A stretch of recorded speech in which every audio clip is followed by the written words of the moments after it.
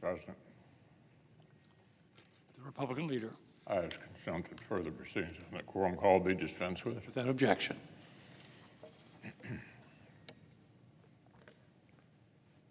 War is hell.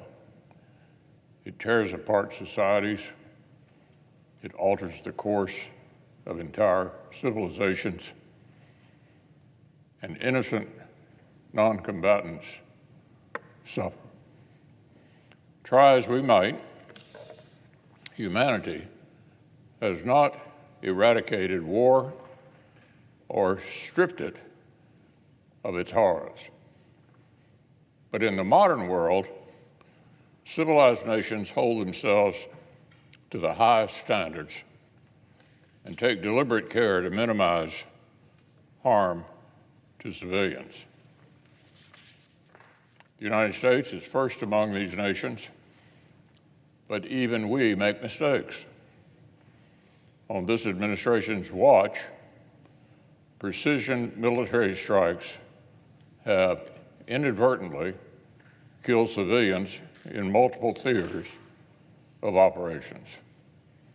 Our ally Israel goes to great lengths to avoid civilian casualties. Over decades of grinding conflict to preserve its security, a circumstance most Americans can hardly imagine. Israel routinely accepts great risk to its own soldiers to avoid endangering innocent civilians. But the forces sworn to erase Israel from the earth follow a different code. To Hamas, civilian casualties are not tragedies. They're tools of the trade. To these savages, kidnapping, torture, rape, and murder aren't crimes, they're tactics. For terrorists around the world, human suffering is the weapon of choice, and Hamas seeks to magnify it. These are the facts, and any serious conversation about the war in Gaza needs to start here. If war could be avoided entirely, so could its terrible cost.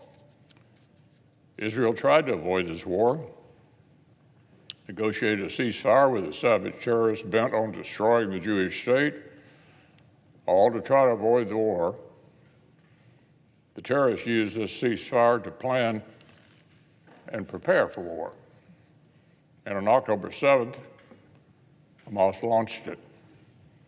They also chose how Israel would be forced to fight it, putting fighting positions in hospitals, schools, and United Nations facilities, directly attacking humanitarian aid crossings. This doesn't just contravene the laws of war, it exploits human suffering. Why does Hamas behave this way? Because it works. Because they know the media will cover it. If it bleeds, it leads. Because they know it creates an international rush to blame Israel. Because leftist fifth columnists and useful idiots on university campuses will play at revolution and express solidarity with the terrorists. Because the President of the United States will be forced to choose between his supposedly ironclad commitment to an ally under attack and the will of his leftish political base. And because they bet that the President would choose the latter. Well, it would seem that Hamas bet correctly. President Biden is withholding urgent military assistance to Israel. But he cannot have it both ways. He cannot claim his support for Israel is ironclad while denying Israel precisely the weapons they need to defend themselves. The President's old enough to remember 1968, but he seems to have learned the wrong lesson from that pivotal year. Caving to the college radicals will only whet their appetite to spend the summer demanding further anti-Israel concessions at his party's convention. I fought for months to secure passage of the National Security Supplemental to support Israel, Ukraine, and vulnerable Asian partners, and to make important investments in our own military. I stood up to the opposition in my own party to do the right thing. If the commander-in-chief can't muster the political courage to stand up to the radicals on his left flank and stand up for an ally at war, the consequences will be grave. Other allies who rely on ironclad guarantees from America will question our commitment. Nations on the fence, in the middle of a major power competition for influence, will look elsewhere for their own security, and our enemies will be emboldened. Now, on a different matter, I've spoken many times about Adel Manji, President Biden's nominee to the Third Circuit. I've covered his shocking and deep association with virulent anti-Semites and how he misled the Senate about them.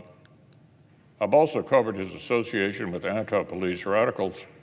Just last week, it was revealed that Mr. Manji had introduced one of his anti-cop friends to the head of the Rutgers Center for Security, Race, and Rights so they could, quote, collaborate on a project. Democrats can't rebut these disqualifying associations because they're facts. So instead, they've mounted an all-out campaign to gin up left-wing support for Mr. Manji and force our Democratic colleagues to walk the plank on this nomination. And in so doing, they've given the Senate reason to move from questioning Mr. Manji's judgment to questioning his ethics. After the biggest police unions came out in opposition to his nomination, Mr. Manji complained in an extraordinary letter to one of my colleagues that the groups opposing him never spoke to him about his position or views. Really? What would these outside parties have learned about his views had they asked? Well, we don't actually have to guess. For the past few months, Democrats have paraded Mr. Manji in front of liberal interest groups in order to secure their endorsements. For example, a group of left-leaning law enforcement organizations met with Manji and then praised his commitment to help ensure equity in law enforcement. Equity in law enforcement? What on earth does that even mean? Are those his views? These are questions our colleagues on the Judiciary Committee might have liked to ask Manji, but unfortunately, these meetings took place after his hearing. More recently, 125 progressive organizations sent a letter supporting Manji. How many of these left-wing organizations has Manji met with? Did he meet with the AFL-CIO? What views did he discuss with them? We'll never know. You see, Mr. President, nominees have to disclose in their questionnaires whether or not they've made any promises during their confirmation process. Committee Republicans also asked written questions about meetings and coordination with left-wing dark money. But what Manji has found is that if he makes the sales pitch after the committee process is over, as he did with certain law enforcement groups and maybe to others, nothing needs to be disclosed. This is particularly troubling given that these small law enforcement groups seem to almost always based in very Democratic New Jersey counties like Middlesex and Hudson. Hudson County, of course, is the home to one of the last old-style Democratic political machines. And the ward bosses taking care of Mr. Manji, what do they respect in return?